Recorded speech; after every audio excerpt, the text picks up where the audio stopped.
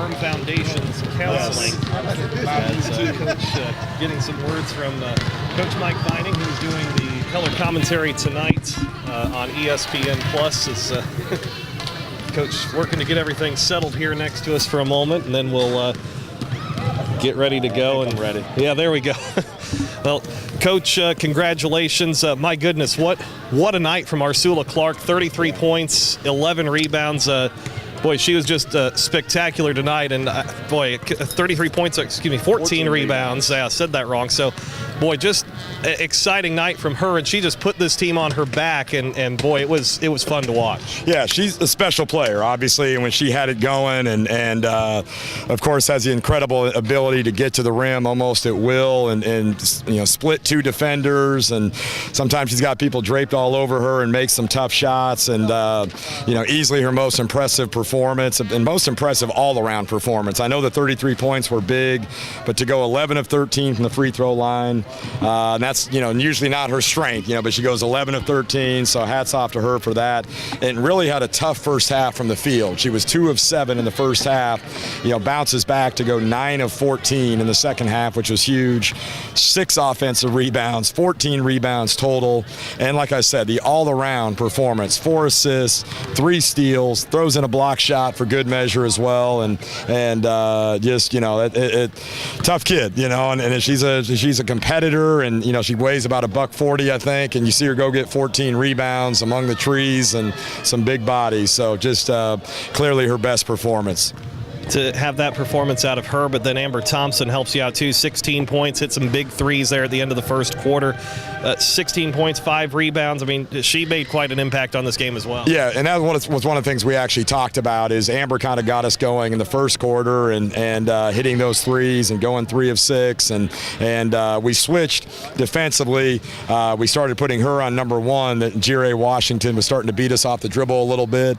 And I really don't recall her scoring from that point on. And Amber had her for most of the fourth quarter and did an outstanding job slowing her down and keeping her off the free throw line as well. So, a lot of times Amber's input or her contribution goes far beyond what she scores. And typically we try to put her on the other team's best offensive player or best, the hottest perimeter player in this case. And she did a great job slowing her down.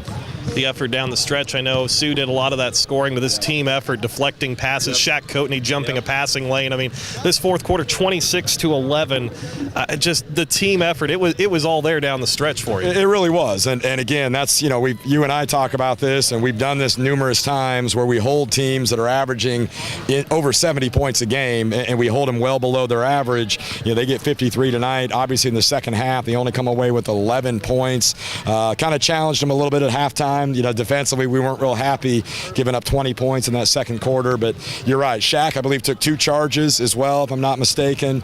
Was in some foul trouble, but kept playing through it.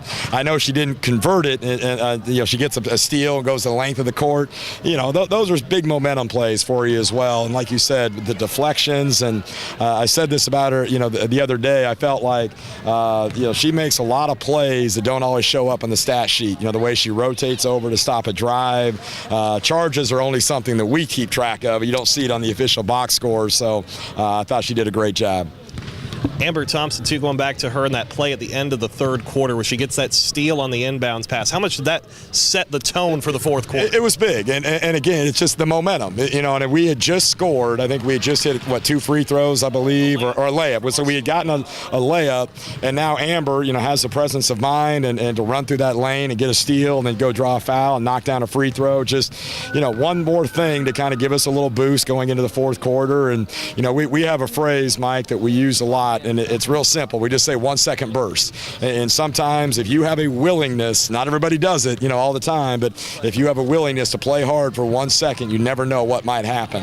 And that's a 1 second burst. That's the classic example of it right there, is Amber making that steal and drawing the foul. And, Sue obviously has 1 second burst all over the court, especially on the offensive end. But it's, a lot of little things. Lauren Fitch, tough night from the field and from the free throw line, but goes and gets 7 rebounds rebounds and plays 37 minutes and only had 1 turnover. That's huge with as much as the ball's in her hands. Whitney was struggling from the field, but ends up hitting a huge 3, in the second half when we needed it. I thought Diamond Brooks did some good things as well. 8 rebounds in only 22 minutes, 3 block shots, giving us a presence defensively around the rim as well.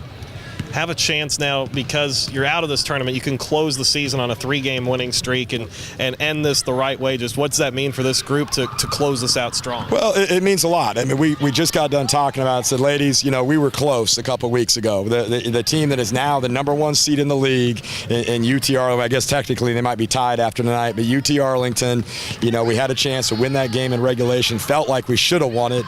Obviously ended up losing a close game in overtime. So we kind of felt like, I don't want to say gave that away, but we didn't seize the opportunity, and here we are, and from our conversations, even though this is your first year, I put Little Rock on a very high pedestal. I think they're kind of the gold standard of the Sun Belt Conference year in and year out. They're always going to be competing for the regular season and the tournament championship, and certainly have a ton of respect for Joe Foley and his staff, and it would be great, on senior day to close out the season with, just a feel-good win as well, and I just got done telling them, right now, and I said, ladies, time and time again, you've answered the bell. And word must have leaked out, because they were ready for me when I walked in the locker room that this was my 500th win, and that's collectively, most of those as a head coach, but that's combined head coach and assistant coach, so they were ready to celebrate that. And what I was telling them is that there's a lot of times I'm not sure how you're going to respond, and you were at that practice last Friday.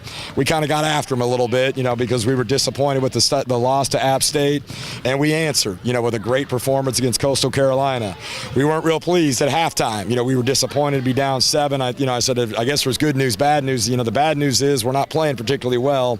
The good news is we're only down 7. And we quickly, got back into it in a hurry. And, that lead never ballooned to 10 points on their end. And so they keep responding. And I'd be shocked if we didn't respond, mentally, physically, with our effort, with our competitiveness on Saturday, because we've been doing it all season long. Coach, congratulations on 500, and we'll see you back here one more time Saturday. I appreciate it. Thank you very much, Mike. That's head coach Jeff Dow with us here on the post-game show tonight.